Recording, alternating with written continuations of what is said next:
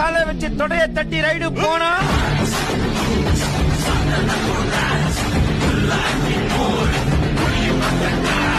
இந்த ஏரியா அந்த ஏரியா அந்த இடம் இந்த இடம் எங்கேயுமே எனக்கு பயம் கிடையாதுடா.